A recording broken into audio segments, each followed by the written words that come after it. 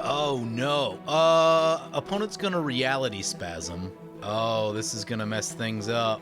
Yeah, okay. So Chroma's Will right now. Comet Storm. Awesome. Kicked 13 times. Love it. Today on Commander Replay, we check out this Shorikai deck and see if our vehicles can survive mass removal. Next on Commander Replay. Hey guys, there's two great ways to support the channel. All links are in the description below. Welcome back, everyone. Playing some Shorikai Genesis Engine today. And today's deck list was requested by Patreon supporter Corey. He asked me to build a Shorikai deck, and so that's what I've done today. I'm calling this deck the Pump and Dump because we're basically going to try to fill our graveyard with Shorikai activations and then use some of the white mass reanimation spells on artifacts to pull everything out of the graveyard and get a whole bunch of things into play all at once, in addition to just like ramping and naturally casting stuff as well. So that's going to be the plan today. Let's go ahead and keep this hand. It's got ramp, and we have card draw built in the command zone, which is just wild. Card draw and looting in the command zone, plus makes creatures. It's basically Mask of Memory on a commander.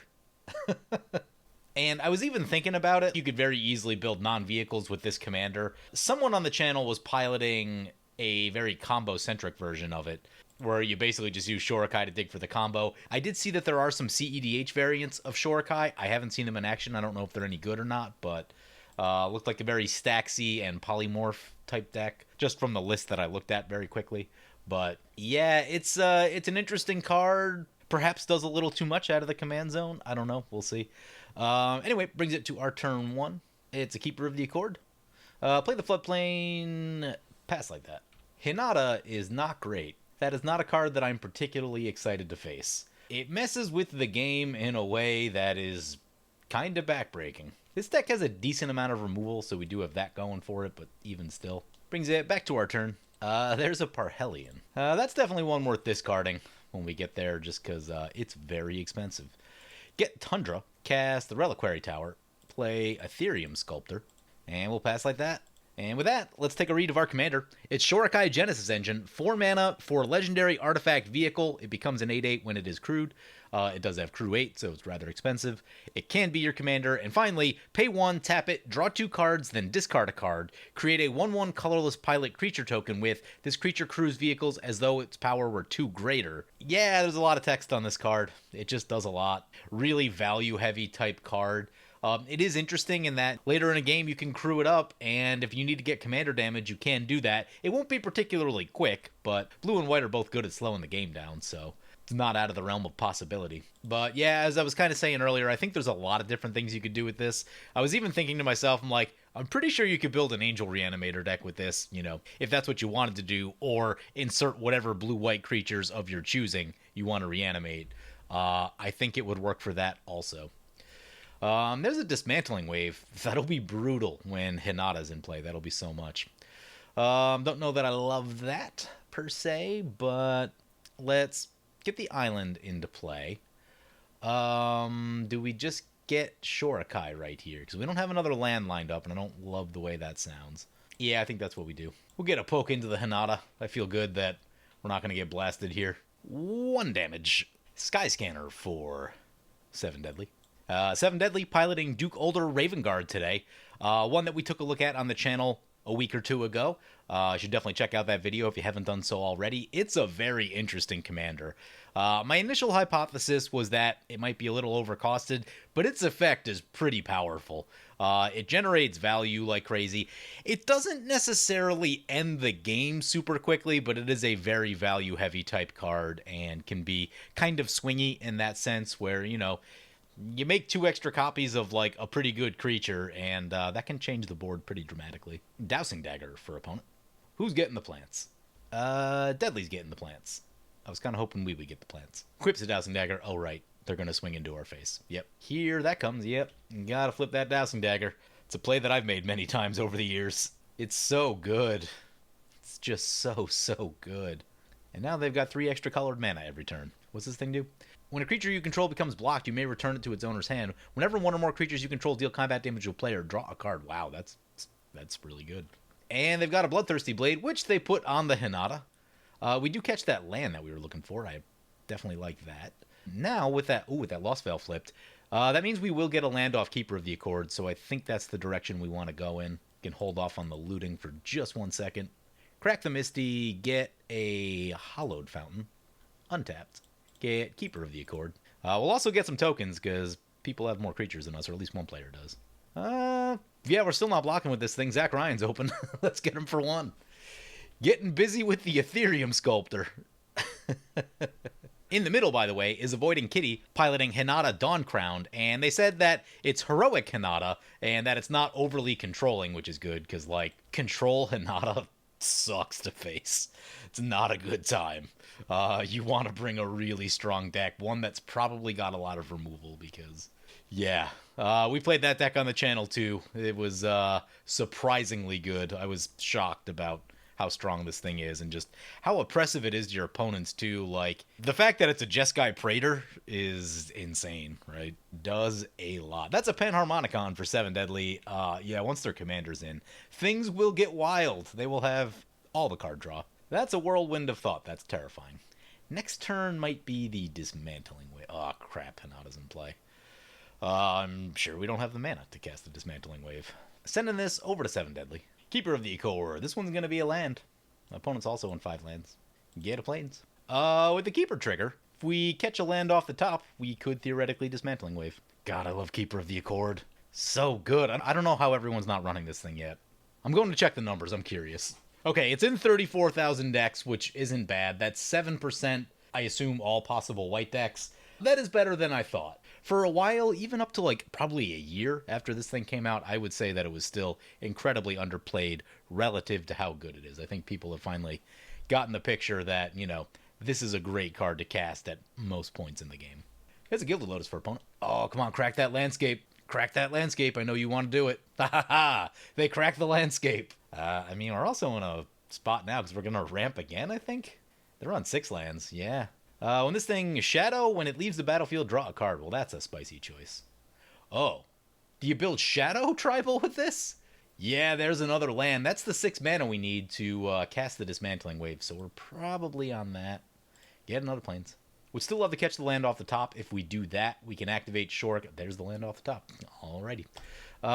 Play the Command Tower. What are we discarding? That's a question. This thing probably isn't going to draw a ton, but yeah, we can pitch that. It's cool, and like the Dolmen Gate effect is useful, but, well, let's do it this way. Let's cast the Dismantling Wave first, just so we don't mess things up. Let's go Panharmonicon, Whirlwind of Thought, and the Bloodthirsty Blade. I think those are the most threatening things on board. There is a school of thought where we could shoot this Gilded Lotus to slow down their mana, but this card does become a problem over the long haul, because it means that he'll never get attacked by probably whatever the biggest creature is on board, so agency over your creatures is really important, and removing agency is a nasty thing, so as good as Gilded Lotus is, I'm a little more nervous about this thing. Nice, we get all 3 of those. Maybe let's wait on the... We can do this anytime, right? Yeah, we can do this at any time. Shadow can't block that. That's a 3-2. This could block that. There's some defenders over there. Yeah, we can get a little poke in with this Keeper. Hit Kitty with the Keeper. Given the fact that we've ramped twice off of Keeper, and I think we've made all of our land drops, yeah, that math adds up. We're on 7 lands, and it's turn 5. Yeah, we get one more. If we catch one more land over our next 2 draws, we can just hardcast this Parhelion, which defeats sort of the pump and dump aspect of the deck. But, you know, when life gives you lemons, make lemonade. So yeah, we're going to try to hardcast a Parhelion. Opponent gets a Strionic Resonator and some boots, equips the boots to the Sky Scanner. Trying to keep that protected. That way they can get all the card draw once their commander's in. They're stuck on 4 lands, which is not great for them. Artisan of Forms coming in for opponent. Whenever you cast a spell that targets Artisan of Forms, you may have Artisan of Forms become a copy of target creature, except it has this ability. And a Soul Ring. And 4 to our face. Yep, we deserve that. What I find interesting is that this is still one of the best vehicles. Especially now that there's like more ways to cheat it in and not have to pay the mana cost. This thing, once you get it going, can just take over a game.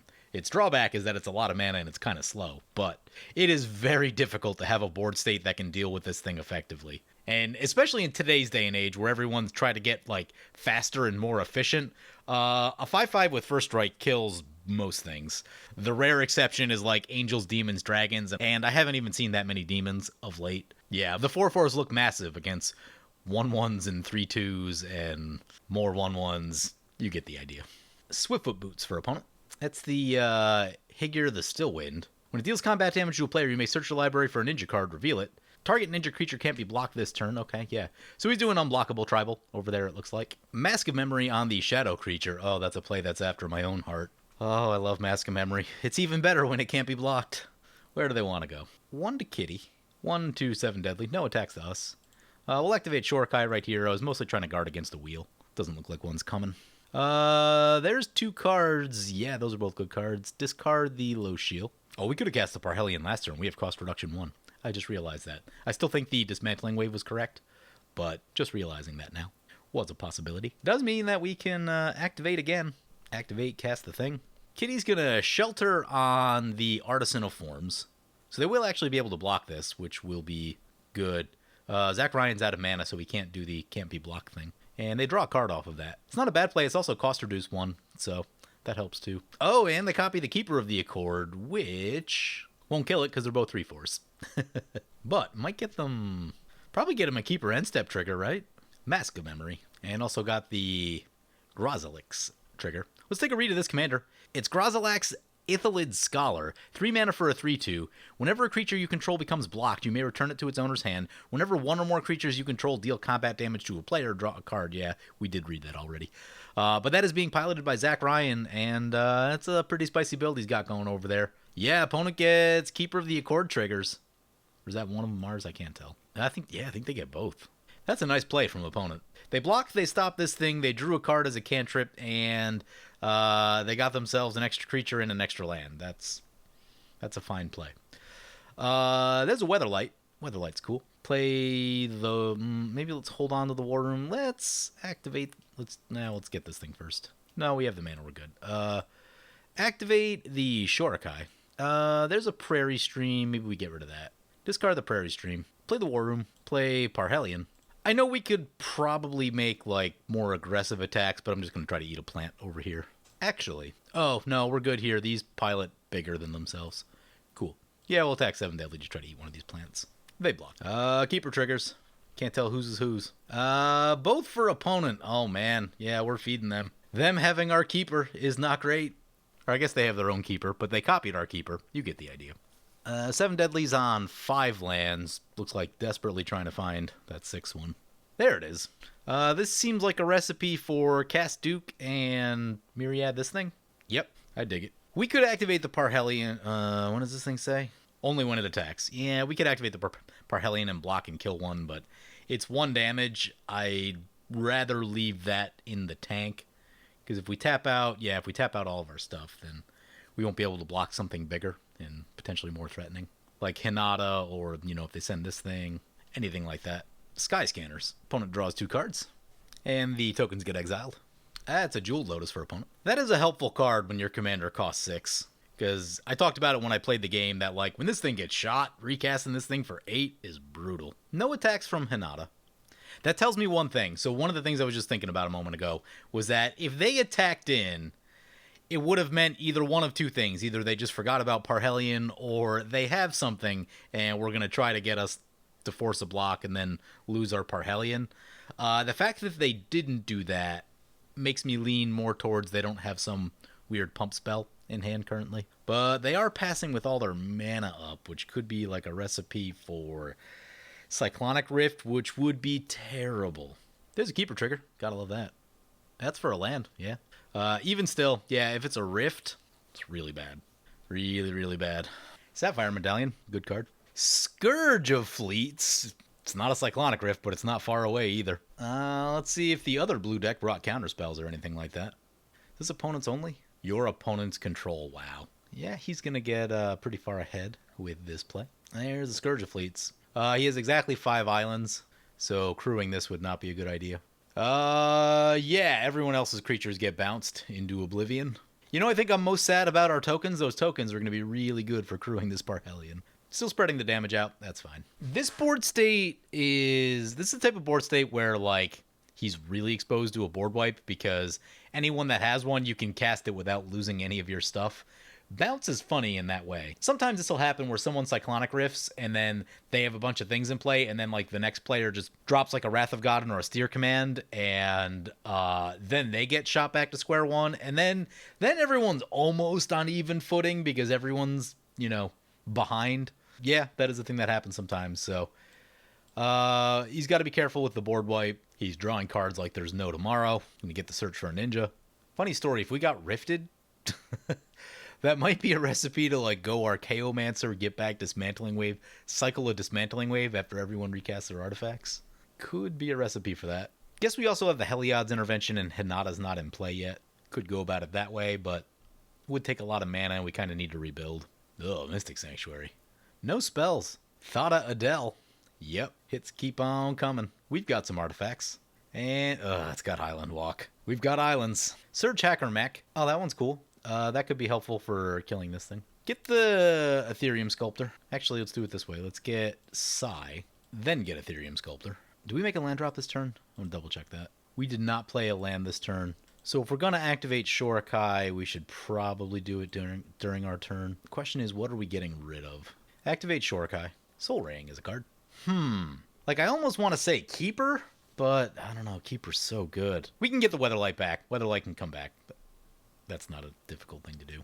Though I was kind of wanting to use it. Never get to use that one. Oh, hey, that's a free Soul Ring. Gotta love the free Soul Ring. Megathopter. Equal to twice the number of vehicles you control. That is currently 1, 2. Yeah, we can get this thing in. Psy's pretty good in this deck. Wasn't sure at first, but seems like it's pretty effective. Let's shoot this Thada Adele. Really not interested in what that has to offer. Let's crew this Parhelion. Do it with the crew token, the Ethereum thing. Is that enough? That's all we need. Zach Ryan says if Parhelion goes elsewhere, it can stretch its wings. Guess we have to take that deal.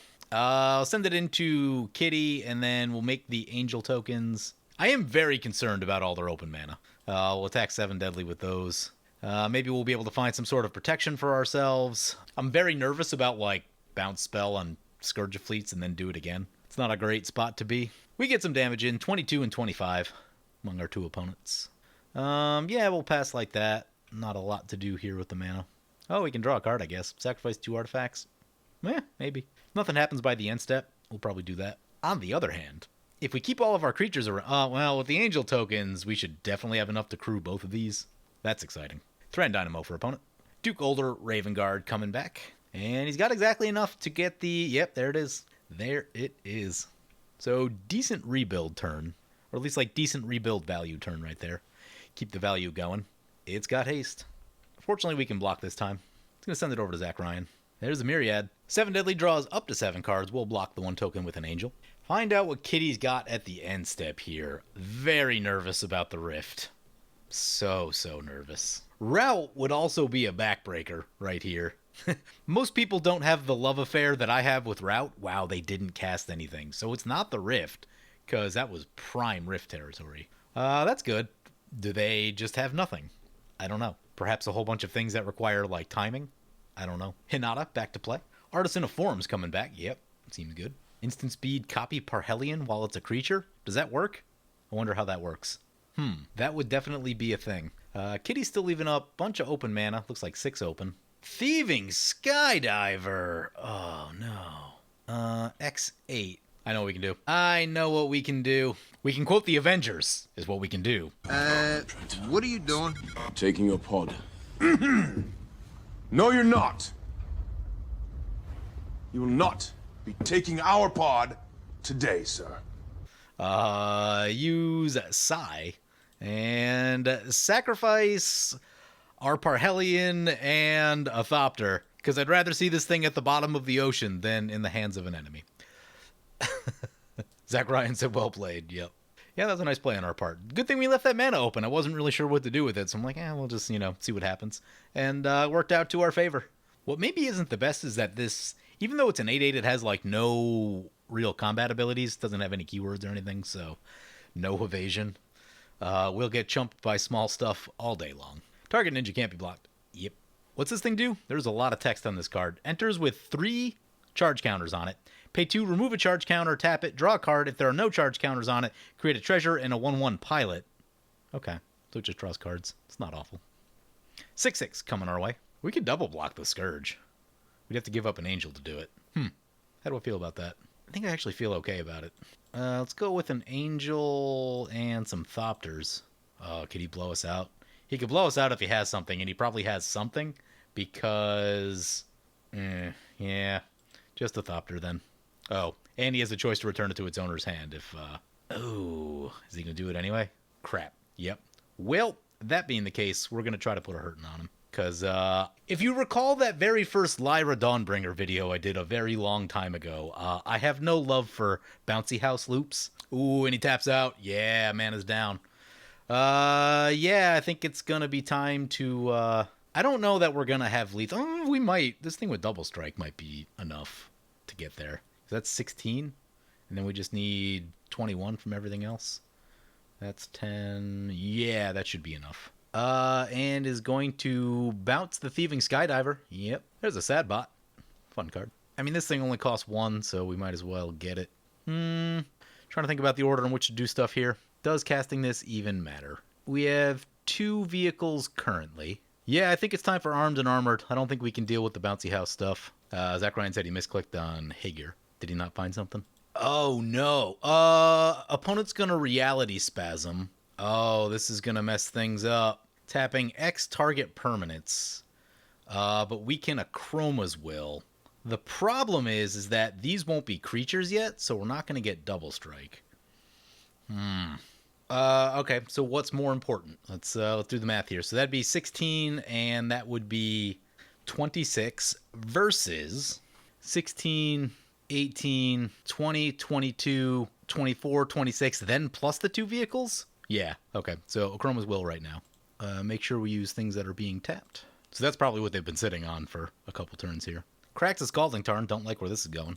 Comet Storm.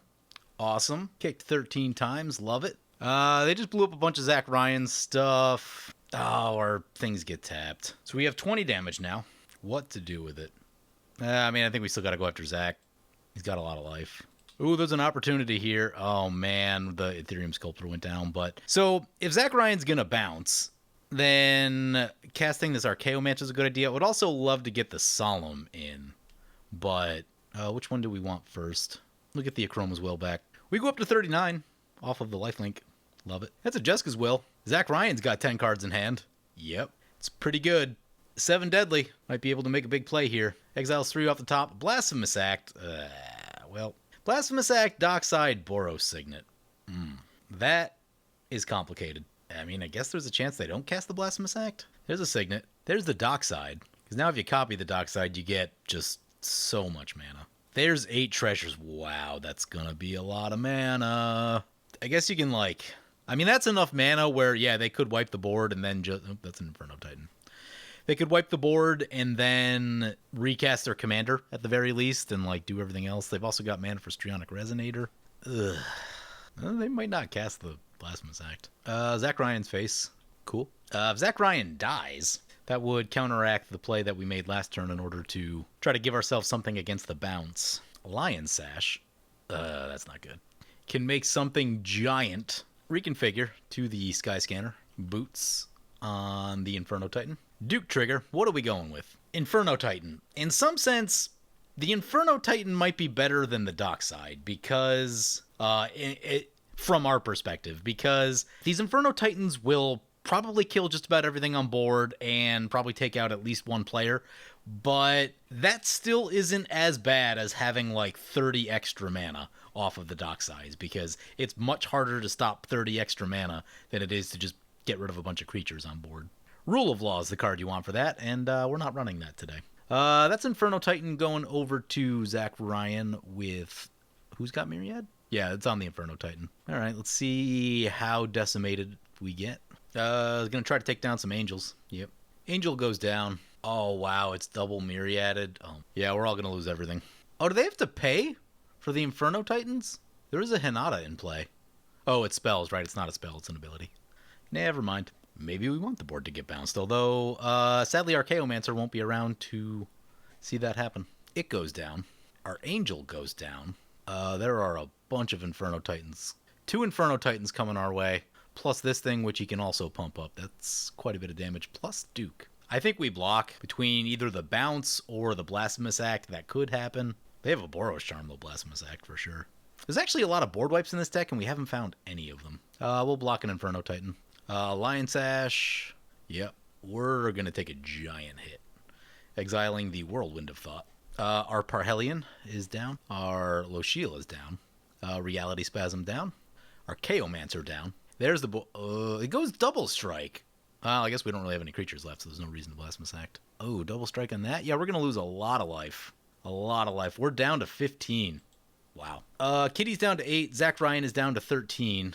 Blasphemous Act goes to exile. Really kind of wanted that. I mean, we needed both the Achroma's Will and the Armed and Armored, and then we could just send both of these in again and probably clean up that way, but yeah, it's going to be much harder now. I mean, I guess we could still, like... Angel Fire Ignition gets +1/+1, Vigilance, Trample, Lifelink, and Indestructible, and Haste until end of turn. Curious to see where this goes. Into 7 Deadly. I haven't played Feather since this card's come out, or at least, yeah, no, I don't think I've played Feather since this card came out, and I've been really wanting to try it in Feather. People have asked me about it. I'm like, I'm not sure. It looks good. Like, that's a lot of abilities. The 3 mana's maybe not the best, but Feather makes mana very easily now with Burgee and Stormkiln Artist, so maybe it's not that big of a deal. 7 Deadly's down to 12, which is a number that, like, we could conceivably get to. There's the Scourge of Fleets. Yeah, I thought that might happen. Let's see what's left after it. I think it's... No, that's an island also. Illusion of Stagnum. Exile up to 2 creatures you control, then return those to the battlefield under their owner's control. Draw a card. I think they're just trying to draw a card. So, the one thing is that vehicles are actually decent against board wipes. Still a 6/6 Lion Sash out there, which is not the best. Thieving Skydiver X2. What is he planning to steal? Resonator or Boots, maybe? The Lion Sash. Interesting. Very interesting. This is a tricky state, because we know there's an Inferno Titan with haste waiting. We could theoretically shoot it. Hinata's out of play, so we don't have to worry about that. Zach Ryan does have a number of artifacts we can blow up, but like that would be most of our mana. And I feel like we probably need to do more than that. Moves this thing over to the Scourge of Fleets. Puts boots on the Scourge of Fleets. Oh, he's got his own boots. Into 7 Deadly. Oh, this is really interesting, because he's going to be at 1. Oh, this board state. Deadly goes to 1. Zach Ryan's at 10. If we could somehow crew both of our creatures, we'd be able to kill both players with the Achroma's Will. That's a Vidalcan Engineer. We have 11 total mana. Zach Ryan has 8 cards in hand, which is a problem. They have 3 open mana plus cost reduction, so potentially like 2 decent interaction spells. I mean, maybe... So we could activate this thing, we could attack in there, that would kill 7 Deadly. That gets the Lion Sash out of here. It means we don't have to worry about Inferno Titan. But then there's Zach Ryan with combos with Scourge of Fleets, a pretty good amount of mana, cost reduction, and 8 cards in hand. Where I kind of feel like the Inferno Titan... I've just figured out the answer. The answer is to start politicking, because that's where we're at in this game. 7 Deadly is not being receptive. Okay, well, he doesn't want to seem to be cooperative, so let's get the Solemn Simulacrum in. What's the crew on this thing? 4. Good God. Sadbot, get a land, get an island. Yeah, opponent is not looking to make deals at this time, so cast the Keeper of the Accord. With 3 open mana, that doesn't really do much on Heliod's Intervention. Like, it might get rid of 1 key piece, but I think that being the case, we play the Vidalcan Engineer and use it as a crew piece. So, crew with the Keeper and the Engineer. Send the 5/5 into 7 Deadly. 7 Deadly goes down. We've got 1 open mana. We can activate Shorikai at some point. Maybe we'll do that. I have some concerns, though. We're at 15. I mean, I guess blue isn't known for punching out tons of damage. I'm not sure how terribly wrong things can go. They can bounce the Skydiver, steal something important. They could bounce this thing and give us a real hard time. Hinata back to play. Feather the Redeemed. They still have that Angel Fire Ignition?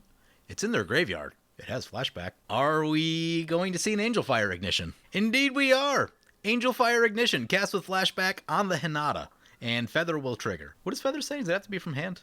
Can't remember. No, doesn't matter where he casts from. It's a 6/6. Do they have an additional pump spell? Triton Fortune Hunter. Whenever you cast a spell that targets it, draw a card. Okay. That's their last creature. What do they want to do with this Hinata? There's a world in which they can come our... Ooh, they are coming our way. Okay. Yeah, they want to force the issue a little bit. Get our life down there. Down to 9, 10 commander on us. Feather, our keeper will trigger. I think Zach Ryan just got screwed by Hinata's ability on something. Use the ability.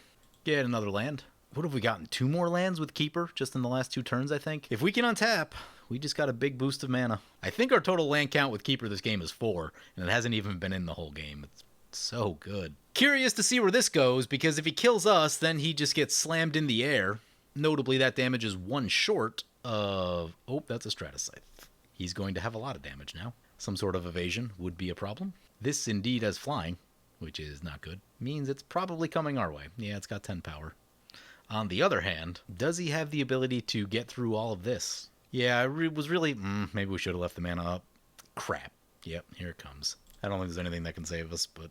Nope, those aren't going to do it. Yep, down we go. Yeah, we got... The last couple turns, we just got hit really hard with the interaction. And so, like, we were making a play to try to take Zach Ryan out of the game, and Kitty stopped that from happening, which wasn't great.